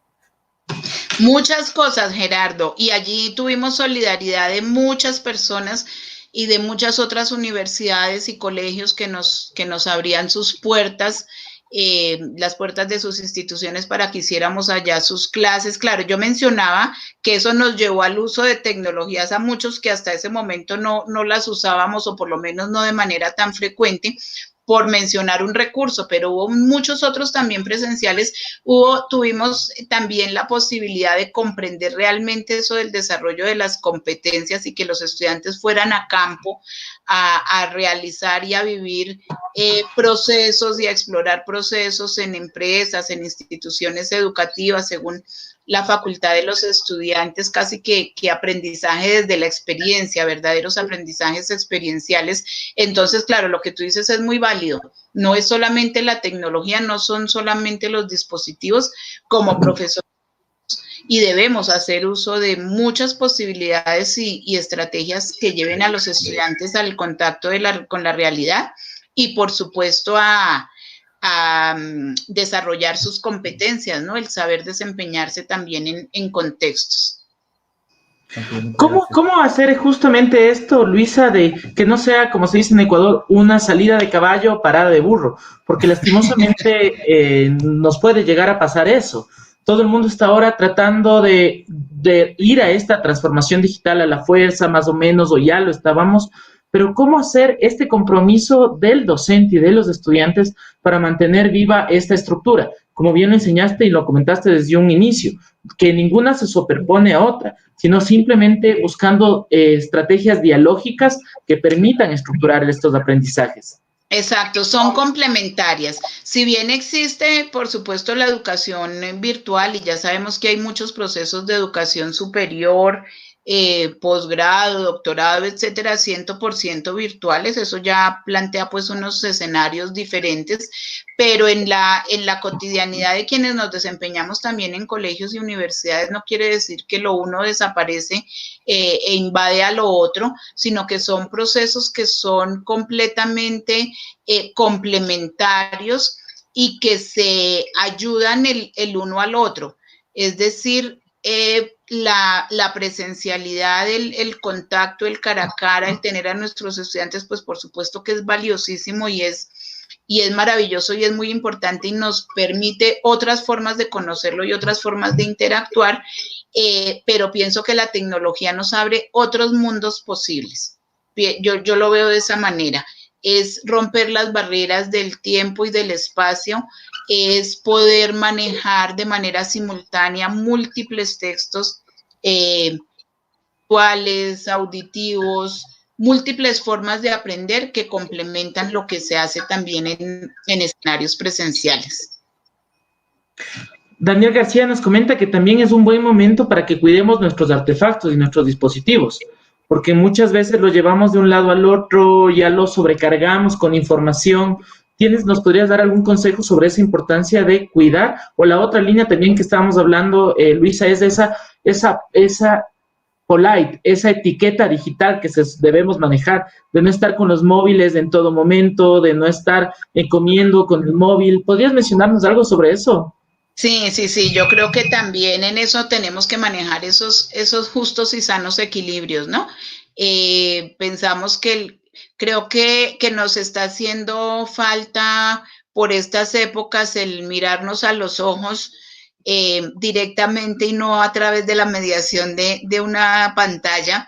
Nos está haciendo falta el abrazo, el contacto físico al que vamos a estar definitivamente renunciando durante un buen tiempito mientras pasa todo esto. Y todo ello nos lleva el incluso estar volcados ahora en nuestras casas con nuestras familias, viviendo el día a día y procesos y momentos que hacía mucho rato no compartíamos, pues nos está llevando también, yo creo que es un momento en donde la vida misma nos está mostrando este equilibrio, ¿no? La importancia de estos medios tecnológicos para seguirnos comunicando y para seguirnos formando y superar la crisis, pero también la importancia del contacto físico, la importancia del diálogo, la importancia de la familia, de hacer un alto en el camino y dejar al lado un ratico el dispositivo y el computador para volver a encontrarnos y a mirarnos. Creo que en la vida todo es de estos sanos equilibrios y de estas balanzas adecuadas que a las buenas o a las malas aprendemos. Definitivamente el equilibrio es clave en todo esto, clave. Ni tanto, ni muy tecnológicos, ni las personas que le tienen miedo a la tecnología o que quieren evitarla. Sí. Justo. Gina Cárdenas nos comenta, es un gran reto, pero es imposible. Aquí los gobiernos tendrían que ayudar para que todos tengan la posibilidad de tener dispositivos y acceso a Internet. Es lo que hemos hablado sobre las políticas de inclusión digital. Sí. ¿De qué sirve? Pienso que todavía existe una gran brecha para que eso se logre, pero insisto en que todas estas crisis generarán en un tiempo no muy lejano que los gobiernos pues puedan volcar las miradas realmente hacia la importancia y hacia el logro de una mayor inclusión y equidad digital también. Sí. Chévere, Luisa. No sé cómo se maneja en Ecuador, pero en Perú, por ejemplo, en este último año, frente a esta situación de que los profesores a veces como que están dejando todo que lo haga el gobierno o que lo hagan sus autoridades, se empezó a fomentar el que haya una institución en el gobierno que se llama el FONDEP para que los profesores presenten iniciativas de proyectos de innovación, con el propósito justamente de que se hagan transformaciones en sus lugares y que pues el profesor aporte hacia cambios a sus contextos, ¿no? Entonces eso está ayudando a que haya capacitación al profesorado, a que el profesor se empiece a mirar, a dar otra mirada, a buscar soluciones para sus comunidades y no solamente dejarlo eso a que lo haga una autoridad o el ministerio o el gobierno como tal. Yo creo que por ahí también nosotros como docentes podemos aportar con un grano de arena en el presentar proyectos de este tipo. Claro está que hay que capacitarnos y justamente esos espacios también te dan la oportunidad de interactuar con personas que tienen mucha experiencia, ¿no? Y que aquí tú nos estás dejando tu correo electrónico y sé que muchas de las personas van a contactarse contigo para que puedas orientarles o asesorarles o darles mentorías para que creen ese tipo de proyectos, ¿no? Claro que sí, es fundamental. Nosotros estamos convencidos que estos escenarios de formación y autoformación entre pares, que compartimos unas mismas necesidades, que somos todos maestros en diferentes contextos y escenarios, son muy poderosos. El poder intercambiar experiencias y saberes mutuos resulta fundamental, a veces más que capacitaciones que vienen desde afuera, ¿no? Desde afuera me refiero a que quizás son personas que no están viviendo todos estos procesos cotidianos en las aulas de clase. Entonces creo que esta formación entre maestros y estos escenarios entre pares son muy, muy potentes. Comparto esa idea contigo. Te voy a comentar si te parece las 3 últimas preguntitas para poder agradecerles y mencionarles cuál va a ser nuestra charla del día de mañana. Nati Valareso menciona, si es que tú sabes en Colombia alguna política gubernamental de apoyo a la educación virtual, cómo funciona, la tienen, no la tienen, y también me gustaría hacerte esta pregunta a ti, Gerardo. Bueno, en Colombia cada vez más está avalada, validada y reconocida la educación virtual. Desde el Ministerio de Educación existen políticas criterios y estándares para todos los programas virtuales de pregrado y posgrado. Existen también algunas experiencias, menos, pero ya existen, de procesos de formación en educación básica y media, también virtuales. Digamos que aquí lo que ocurre es que los estudiantes de colegio que están en alguno de estos procesos virtuales, que como les digo no son muchos, lo que deben hacer pues es presentar unos exámenes estatales que les convaliden los procesos que desarrollan, mientras que en educación superior, tanto de pregrado como de posgrado, en Colombia está completamente reconocida, avalada, y hay políticas claras para la virtualidad desde el Ministerio de Educación, que complementa también el MINTIC, ¿no? El Ministerio de Tecnología. ¿Cómo le ves vos desde Perú, Gerardo? Desde Perú, la nueva ley universitaria tiene muchas restricciones con respecto a la formación a distancia para pregrado. En posgrado, definitivamente también hay bastantes restricciones. Recientemente se han activado políticas para que se incorpore elementos de virtualidad en las instituciones educativas, pero están en proceso aún, están en proceso. Todavía no se tiene cosas claras, no hay muchas experiencias grandes que nos hayan mostrado resultados concretos, ¿no? Todavía no hay. Chévere, es muy interesante. Acá en Ecuador hubo a partir del 2016 una ley que se llamaba para el fomento, pero que nunca terminó de cuajar. Recién a partir de unos años están inclusive dando aportes hacia la educación en línea. Antes muchos de los títulos que venían ecuatorianos a registrarlos y que contenían la condición de educación en línea no necesariamente eran aceptados por el gobierno.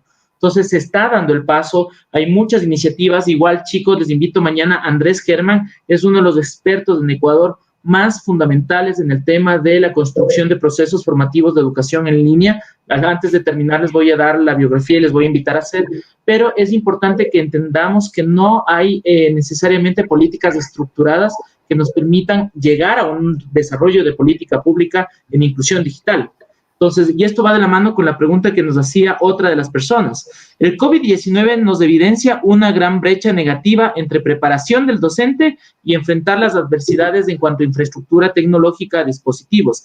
Ahora, ¿qué podemos recomendar hacia las políticas públicas luego de este corto escenario e impacto que ha tenido el COVID? Yo pienso que la apuesta tiene que ser hacia la formación docente, ¿no? Si nosotros tenemos docentes realmente, profesores sensibilizados y formados en el uso e incorporación pedagógica de las tecnologías, pues podremos enfrentar retos y podemos conducir también a estudiantes, padres y madres de familia. Definitivamente, tanto en tema de tecnologías como en muchos otros temas que llevan a la calidad de la educación en nuestros países, la apuesta tiene que ser por la formación docente desde mi punto de vista. Totalmente. Sí, y una de las cosas es que si nos centramos en lo que nos falta, nunca vamos a ver esas potencialidades y oportunidades que tú mencionabas, Luisa. Si nos centramos en decir, me falta proyector, me falta computador, me falta internet, podemos no estar viendo esas potencialidades que tienen nuestros estudiantes. Y retomando lo que tú nos mencionabas, la tecnología no es solo el computador o internet o el dispositivo. Hay muchas otras cosas y experiencias fabulosas que nos pueden ayudar. Omar Chulde nos comenta, ¿qué modelo pedagógico consideras tú podría ser el más idóneo para trabajar en esta modalidad virtual? Más que un único modelo pedagógico, yo creo que serían los modelos pedagógicos que estén basados en el constructivismo y en la pedagogía sociocrítica, ¿no? Existen múltiples modelos, pero definitivamente si nos ubicamos nosotros en un paradigma o en una perspectiva tradicional, pues estaríamos en tal contravía o contradicción con lo que implican estos escenarios que son de permanente colaboración, interacción y en donde transformamos roles docentes y estudiantes, ¿no?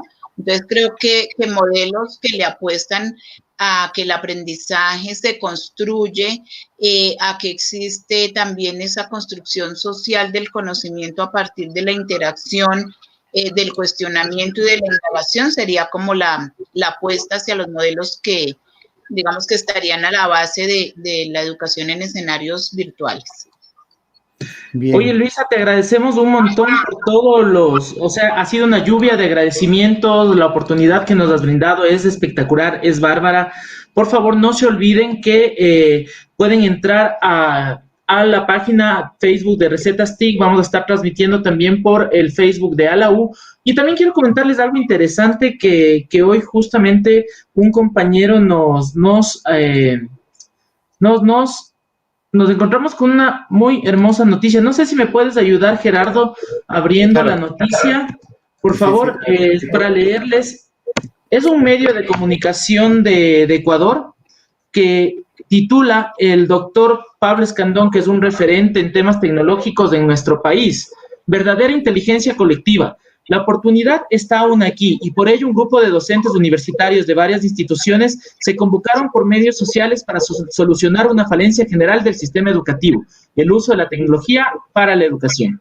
Son 22 profesores universitarios de varias áreas académicas que conocen de estrategias y tácticas en el uso de plataformas mediáticas e informáticas para aprovecharlas en beneficio de los estudiantes. Son 22 profesores de Ecuador, Perú, Colombia, Chile, España, Venezuela, especialistas en educación inicial, media y superior, que han estudiado y desarrollado programas de educación en línea a distancia y han innovado en sus propias clases con la tecnología, lo cual les da una experiencia fresca y real para cómo trabajar con los estudiantes. En menos de 3 días armaron en un sitio web toda la propuesta que es comunidad.recetastic.com/edu versus COVID-19, donde se puede acceder a conferencias, seminarios en línea para mejorar la comunicación y principalmente las estrategias de enseñanza mediante el uso de las plataformas educativas. Las universidades se miran casa adentro y entre sus expertos se dan consejos y manuales de cómo incorporarse a esta modalidad, pero no se dan cuenta de que en estos momentos las redes externas son las que funcionan. Deben abrirse a las redes de cooperación interinstitucional, interpersonal e intergrupal, no solo a colegas más próximos que estudian o investigan sobre los mismos temas que no generaron procesos ni prácticas diferentes. Esto lo hace y lo comenta el profesor Pablo Escandón, que es uno de los principales referentes en nuestro país sobre temas educativos. ¿Qué piensan, chicos? Sí, y los invitamos a que dejen su comentario porque esta nota está publicada en el muro de la página de Facebook para que puedan ustedes ahí comentar. Se lo voy a colocar también en los comentarios, el enlace. Excelente. Ese comentario de que mirarnos hacia adentro y mirarnos con nosotros mismos no genera esas posibilidades de enriquecimiento tan importantes como estas otras, que es interactuar con otros y otras que tienen otras posibilidades, experticias y experiencias. Creo que eso es una de las ganancias más interesantes de este grupo que hemos formado. Eso, chicos, invitarles a, por favor, antes de terminar, comentarles que todas estas grabaciones tuvimos una excelente charla sobre cómo enfrentar los retos de esta transformación digital gracias a Alegría Crespo el día lunes. Está en el Facebook de Recetas TIC. Tuvimos el día de ayer una charla no necesariamente en vivo por algunos problemas que ustedes saben que enfrentado Facebook ayer y justamente de Stalin Flores. Stalin Flores nos ayudó con consejos súper prácticos de cómo ser un docente en línea. Ustedes pueden ver ahí justo lo que nos preguntaban, plataformas, pueden ver ahí algunos recursos didácticos que de seguro les van a ayudar un montón. El día de mañana, por favor, tal vez si podemos pasar el video.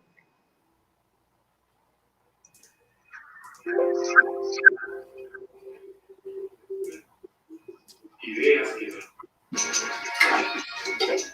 Hola a todos, mi nombre es Andrés Germán, soy de Ecuador, soy parte del equipo de expertos del proyecto Ideas que Transforman EDU versus COVID-19.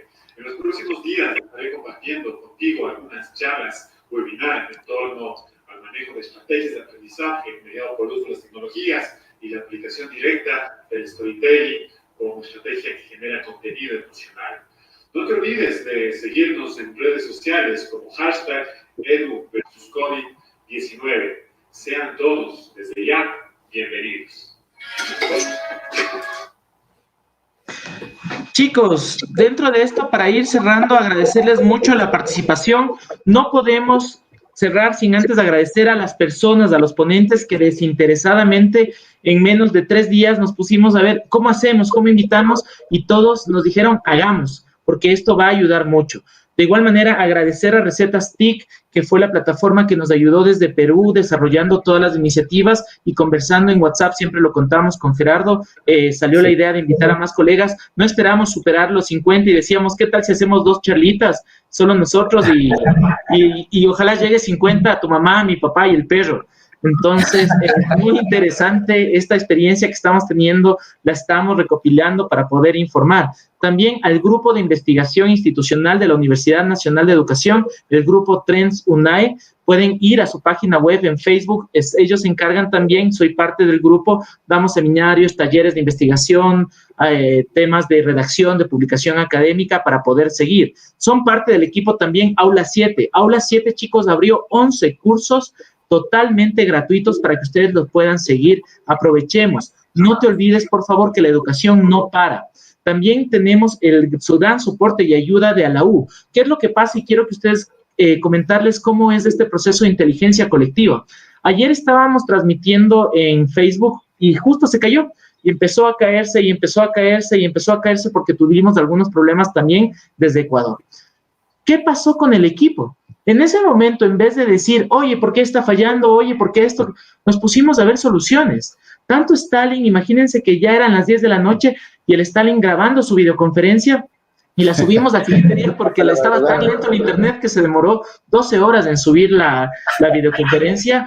El equipo de ALAU, justamente a Diana Medina y el Daniel García dijeron, oigan, tenemos que sentarnos. A las 8 de la mañana estuvimos con el equipo de Gerardo y el equipo de ALAU viendo el soporte técnico dentro de este proceso.